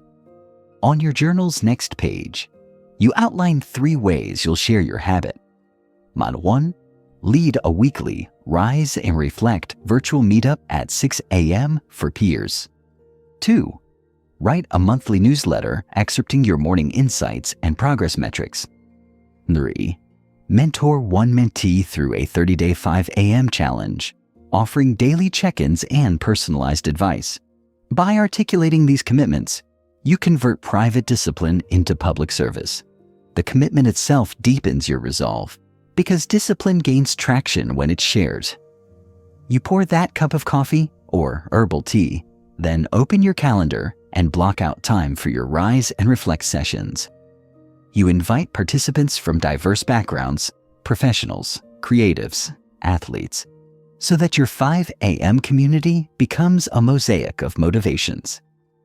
You structure each meetup with 3 segments. Quick wins. Members share yesterday's micro-success in 30 seconds each, reinforcing identity-based momentum. A collective reflection.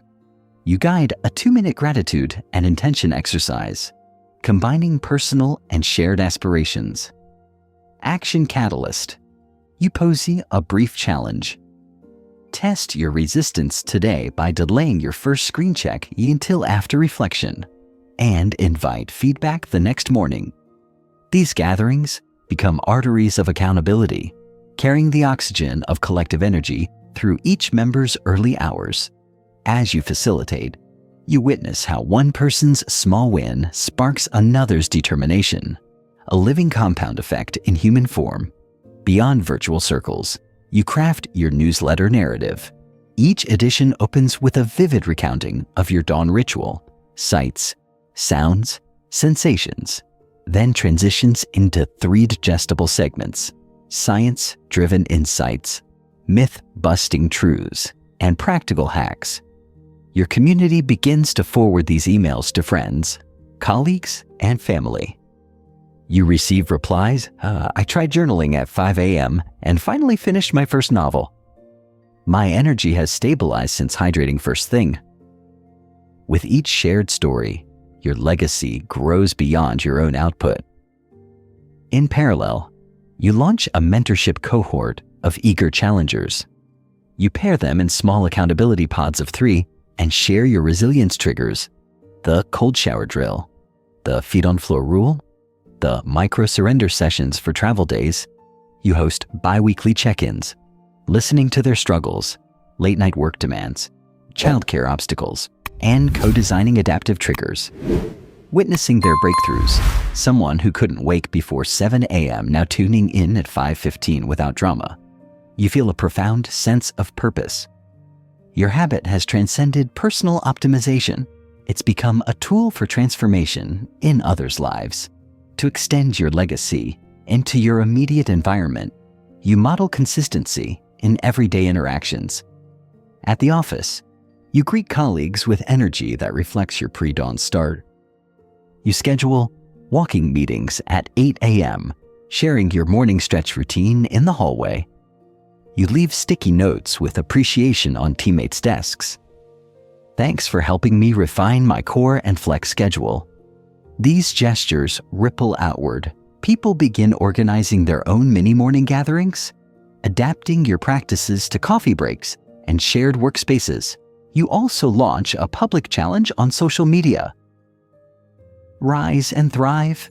You post sunrise photos, hydration reminders, and short video tutorials on breathwork and micro workouts. Each post invites followers to commit publicly and tag their community. Soon, you see hashtags popping up across different time zones. A teacher in Tokyo journaling at 5 a.m. local. A designer in Berlin tracking streaks. Your habits' DNA fragments and replicates. Each new participant carrying a piece of your discipline into their own corner of the world. Yet you're mindful that legacy demands sustainability. You integrate succession planning into your community work. You recruit dedicated members to co-host Rise and Reflect. Train them on facilitation techniques and hand off segments gradually. You mentor a veteran participant to curate your newsletter, ensuring that content flow continues even when your own bandwidth shifts. You teach a rising leader to shepherd the mentorship cohort, sharing your strategies for empathy, accountability, and adaptive coaching. This distributed leadership prevents your legacy from fading when life's currents pull you elsewhere. Parallel to community building, you refine your institutional imprint. You propose a morning mastery program at your workplace or alumni network, an optional quarterly seminar teaching the science and tactics of 5 a.m. living. You collaborate with HR to integrate micro breaks into company culture, advocate for flexible core and flex scheduling policies, and recommend wellness pods with the nap zones for post-work recovery. Institutional adoption cements your legacy and policy, amplifying impact beyond your personal sphere. To capture lessons learned, you begin drafting an ebook titled Dawn's Quiet Victory, chronicling your journey's phases: alignment, identity shift, blueprint building, myth busting, systemization, energy mastery, toughness training, deep work, all compounding, resilience, and now legacy. You outline each chapter with key anecdotes, actionable exercises, and reflective prompts. You envision this work as a beacon for future generations, something they can pass down, edit, adapt, and reissue, ensuring your 5 a.m. ethos endures. As your mentor network grows, you open a repository of stories, testimonials, case studies, and data insights on a simple website. Participants upload short videos recounting how their mornings changed their career trajectories, improved relationships, or fueled creative breakthroughs. You curate these into thematic playlists: entrepreneurial edge, artistic flow, executive clarity, demonstrating the habit's versatility. This living archive transforms your legacy into a communal tapestry of lived experiences. Throughout all this expansion, you guard your personal practice. You continue posting weekly progress metrics, your own streak count, energy ratings, and new micro-optimizations to model transparency. You schedule quarterly retreats where you unplug from facilitation roles to recalibrate your own habits. Legacy work doesn't eclipse self-care. It amplifies the need for continued discipline reflection, and growth. Pause now and feel the weight of your evolving legacy. Each email sent, each virtual meetup hosted, each mentor guided, each policy shifted, each story archived is a testament to the power of consistent dawn rising. You're not merely a solitary early riser. You're a movement architect, a catalyst for collective transformation. In the chapters ahead, you'll condense these insights into enduring systems of momentum and explore how to master discipline for life's final wind down. But today, celebrate this chapter as your legacy of consistency, the moment when your personal habit blossoms into a generative force, shaping communities, institutions, and futures. You awaken once more to your ritual's familiar cadence, the hush of dawn, the hum of promise. Yet today you sense a higher calling, mastering the momentum you've built so meticulously. This chapter is your key to sustaining forward motion indefinitely, transforming initial sparks into an unstoppable force. You'll reinforce your rituals through tracking, accountability, and adaptive calibration so that momentum becomes your natural state. You begin by revisiting your tracking framework. Your habit app already logs check marks and metrics, but today you refine it further. You add a momentum score field in your journal, a 5-point scale capturing not only completion, but ease, energy, and enthusiasm. Did your 20-20 cycle feel effortless? Did deep workflow? Did resilience triggers work? You record a quick number, 4 out of 5, then jot a line about what tipped the scale. This nuanced data highlights not just did you do it, but how did it feel? This distinction is vital. Momentum thrives on positive reinforcement, not just habit completion. Next, you deploy accountability triangulation. Until now, you partnered with peers and mentees, but momentum gains force when 3 axes align: self-accountability, peer accountability, and mentor oversight. You schedule a monthly triad call. You, your accountability partner, and a mentor or coach you respect. Each brings a perspective. You report your momentum score and reflections. Your partner shares their data. Your mentor offers strategic guidance. This triangulated view surfaces blind spots, celebrates compounded wins, and injects fresh energy. You emerge from these sessions brimming with renewed commitment. You then craft momentum rituals, micro-ceremonies that punctuate your week. On Mondays, you light a candle before your reflection phase, symbolizing renewal of purpose. On Wednesdays, you perform a midweek momentum check. You revisit your journal, tally wins, and adjust any sagging streaks. On Fridays, you hold a key celebration sprint, a 10-minute burst of gratitude and recognition, writing thank you notes, sharing victories with your circle, or performing a brief dance of joy. These rituals punctuate time, preventing habituation from dulling enthusiasm. Your environmental cues evolve too. You update your desk with a new momentum meter, a small whiteboard listing weekly goals and your daily momentum score. Each morning, you update it in bright marker. You position it where you can see it from your chair, a constant reminder of your trajectory. You also add a momentum bell, a small brass bell you ring whenever you complete a deep work session. Its clear tone signals to your brain that momentum was just accrued, reinforcing the behavior with auditory feedback. To safeguard against complacency, you introduce momentum audits. Every Sunday evening, you copy your weekly data into a simple spreadsheet: core habit completions, momentum scores, streak lengths, and qualitative notes. You visualize trends with basic line graphs, momentum over time, resilience ratings, energy curves. You spot dips quickly. Perhaps a travel week caused slack in your growth segment, and you draft targeted adjustments, compress segments into microsprints, tweak resilience triggers, or pre-schedule extra buffer time. You layer in social momentum networks. Your All We Rise and Thrive community continues to swell, but you now create momentum circles of 4 members each.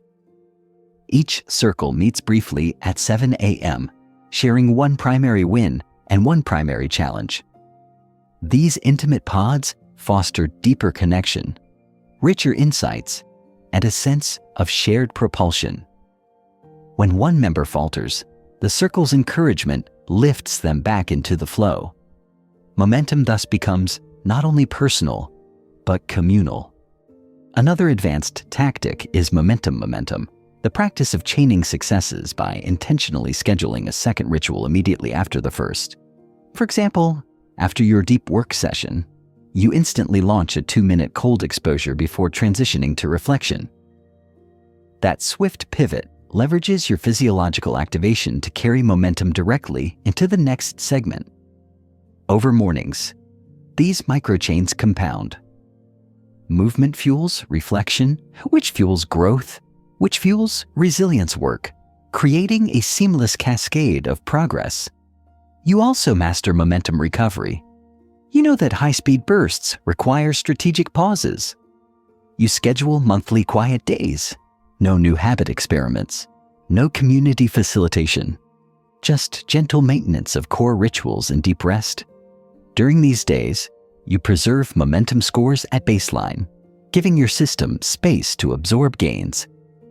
You journal liberally about what feels saturated and what craves expansion, preventing burnout and ensuring long-term sustainability. To integrate momentum into life's variability, you craft momentum pivot guides. You write short, bullet-pointed protocols for common scenarios, travel days, illness, high-stress deadlines, family visits. Each guide lists must-do micro-activities, 3-minute movement, 1 line of journaling, 2-minute breathing, 1 actionable insight. You store these in your resilience kit, so when life veers off course, you pivot gracefully, preserving momentum on a smaller but unbroken scale. You then cement momentum with symbolic milestones. At every 30-day streak, you treat yourself to a meaningful reward, perhaps a new book, a special meal, or a nature hike. These rewards aren't indulgences, they're acknowledgments of sustained effort. You record each milestone prominently in your journal, imbuing the next stretch with a sense of ceremony. You feel the weight of each milestone as a testament to your unstoppable force. In your journal, you revisit the origin of your 5 a.m. habit, the first tentative mornings when momentum felt fragile. You note the stark contrast to today, where your system hums with reliability. You reflect on the compound effect, not only of small actions, but of consistent momentum. Momentum begets momentum, forming a virtuous cycle that accelerates achievement. Pause now and feel the current of momentum, the data-driven insights, the layered accountability, the dynamic rituals, the communal bonds, the adaptive pivots, the symbolic milestones. This is not mere habit. It is a living organism, fed by your discipline and stewarded by continual refinement. Ahead lies Chapter 14, where you'll close the cycle with a vision of dawn's quiet victory, integrating every lesson into a final, sweeping declaration of lifelong mastery. But today, honor this chapter as your mastery of momentum, the moment when you transform daily routines into an unstoppable engine of growth. You awaken to a familiar hush, the stillness of a 5 a.m. settling around you like a soft cloak, and you realize you stand at the culmination of your journey. Every alignment tweak, every identity shift, every system built, every micro-win stacked, every adaptation rehearsed, and every community ripple all converge into this final act, dawn's quiet victory. Here, you integrate every lesson into a seamless philosophy for lifelong mastery, forging a habit that doesn't merely survive change, it thrives on it. You begin your ritual with reflective gratitude. But today your journal prompt is grander. What legacy will I leave with each sunrise? You pause longer. You feel the weight of your choices, how each dawn you've honored has sculpted not only your day, but your character. You write, I leave behind not just routines, but the example of relentless possibility. This awareness elevates your practice from self-optimization to stewardship of time itself. Next, you revisit the blueprint of integration, your 20-20-20 formula. Once a structure for action, now feels like breathing. You flow through movement, reflection, and growth in a continuous current. No rigid segments, no ticking timers. You listen to your body and mind, extending a stretch for as long as it feels necessary, following your reflection wherever it leads, leaning into learning with hunger. The framework remains your backbone, but your intuition now fills its bones with life. You then honor the myth-truth continuum. You recall the myths you once believed. I'm not a morning person. I need 8 hours. I'll catch up on weekends. And you feel gratitude for each truth that smashed them. Yet you recognize truth itself is fluid. As your life evolves, you'll uncover new myths and new truths. The practice of questioning and updating your beliefs becomes a lifelong ritual, ensuring your habit remains resilient, adaptive, and ever refined. Your habit identity shines brightest now. I am the dawn, you whisper as you stretch. That identity infuses every action with purpose. You no longer wonder if you should rise, you simply do. Your actions radiate from who you are, not from willpower alone. You feel the neural highways, once slowly paved, now vast superhighways carrying your desire and discipline with effortless flow. Then you engage in the legacy ritual. You open your journal's legacy page, where you've drafted your ebook outline, curated community stories, and sketched policy proposals. Today, you add a final note. Continuously seed the world with early hour possibility. You pause, sensing the enormity of that intention. With each word, you cement your commitment to inspire and mentor and lead for years to come. You step outside, the horizon's first blush greeting you. You perform a brief ceremony of dawn. 3 deep breaths, each inhalation drawing potential into your core, each exhalation releasing doubts and limitations. You raise your arms, palms open to the sky, and feel the cool air swirl around your fingertips. This moment is both an ending and a beginning, a victory lap and a launch pad. Returning inside, you pour a celebratory cup of tea, your chosen victory elixir. You sip slowly, savoring the warmth and flavor. Aware that taste can carry as much significance as sight or sound. Each sip is a toast to your commitment. Every swallow a quiet triumph. You retreat to your momentum altar, the little whiteboard, the habit tracking dashboard, the momentum bell. You ring the bell once for each pillar you've mastered. Science of awakening, psychology of habits, blueprint crafting, myth busting, system engineering, energy mastery, mental toughness, deep work, compound growth, adaptive resilience, legacy building, momentum mastery, and finally, dawn's quiet victory itself. 12 gentle chimes resonate, each one echoing the lessons learned, the challenges overcome, and the victories earned. You settle back at your desk for one final act, mapping tomorrow's first micro goal. Even at this pinnacle, you know mastery is iterative. You note, tomorrow at 5 a.m., write a thank you note to my mentor, test a new breathing pattern, and share a sunrise reflection on social media. These micro commitments ensure that even victories are steps toward higher summits. Your gaze shifts to the window, a moment where the sky brightens in promise. You recognize that although this chapter closes, your habit remains an open-ended journey. Each dawn is a blank page, inviting, boundless, yours to fill. You've constructed a framework so pliable that it will carry you through any season of life, any challenge, any aspiration. Pause now. Let the horizon's color wash over you. Feel the echo of the 12 chimes in your chest. Know that this habit, this identity, this community you've built, they persist. Dawn's quiet victory isn't a final chapter. It's the guiding principle that will inform every chapter yet unwritten.